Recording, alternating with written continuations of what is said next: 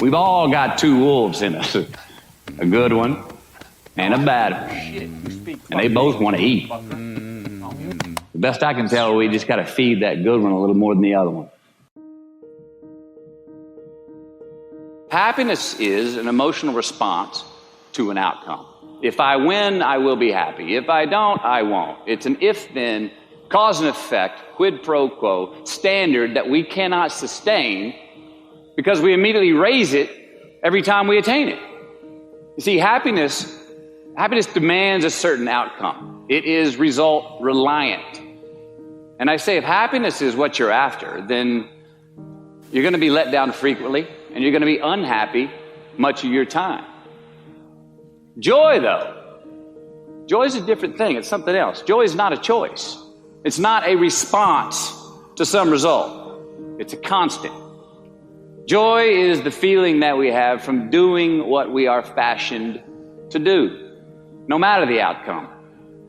Now, personally, as an actor, I started enjoying my work and literally being more happy when I stopped trying to make the daily labor a means to a certain end. For example, I need this film to be a box office success. I need my performance to be acknowledged. I need the respect of my peers. All those are reasonable aspirations, but the truth is, as soon as the work, the daily making of the movie, the doing of the deed became the reward in itself for me, I got more box office, more accolades and respect than I ever had before. See, joy is always in process. It's under construction. It is in constant approach, alive and well in the doing of what we're fashioned to do and enjoying it. Now, the easiest way to dissect success is through gratitude. Giving thanks for that which we do have, for what is working. Appreciating the simple things we sometimes take for granted.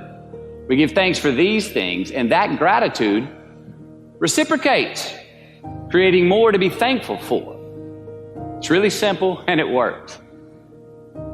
Now, I'm not saying be in denial of your failures. No, we can learn from them too, but only if we look at them constructively, as a means to reveal what we are good at, what we can get better at, what we do succeed at. All right, life's a verb. We try our best, we don't always do our best. And since we are the architects of our own lives, let's study the habits, the practices, the routines that we have that lead to and feed our success, our joy, our honest pain, our laughter, our earned tears. Let's dissect that and give thanks for those things. And when we do that, guess what happens? We get better at them, and we have more to dissect. It's a get rich quick on the internet, richest 15 minutes of fame world that we live in, and we see it every day. But we all want to succeed, right? So the question that we got to ask ourselves is what success is to us, what success is to you. Is it more money? That's fine. I got nothing against money. Maybe it's a healthy family.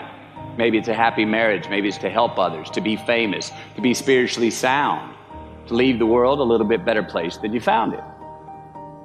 Continue to ask yourself that question. Now, your answer may change over time, and that's fine. But do yourself this favor.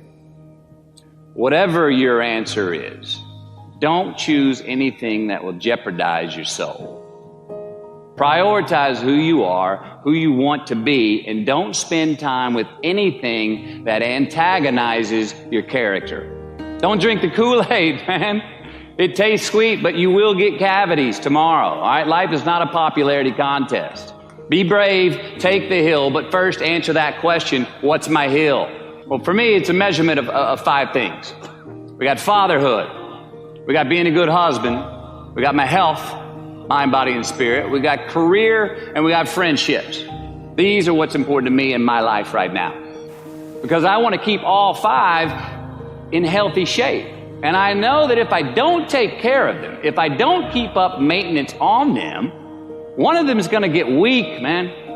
It's going to dip too deep into the debit section. It's going to go bankrupt. It's going to get sick, die even. So first, we have to define success for ourselves. And then we have to put in the work to maintain it. Take that daily tally. Tend our garden. Keep the things that are important to us in good shape. Defining ourselves by what we are not is the first step that leads us to really knowing who we are. You know that group of friends that you hang out with that they really might not bring out the best in you? You know, they gossip too much, or they're kind of shady. They really aren't going to be there for you in a pinch. Or how about that bar that we keep going to that we always seem to have the worst hangover from? Or that computer screen, right? That computer screen that keeps giving us an excuse not to get out of the house and engage with the world and get some real human interaction. Or how about that food that we keep eating, the stuff that tastes so good going down, it makes us feel like crap the next week, we feel lethargic and we keep putting on weight? Well, those people, those places, those things, stop giving them your time and energy. Just don't go there. I mean, put them down. And when you do this, when you do put them down, when you quit going there, and you quit giving them your time, you inadvertently find yourself spending more time and in more places that are healthy for you, that bring you more joy. Why? Because you just eliminated the who's, the where's, the what's, and the when's that were keeping you from your identity. Like, trust me, too many options, I promise you this, too many options will make a tyrant of us all.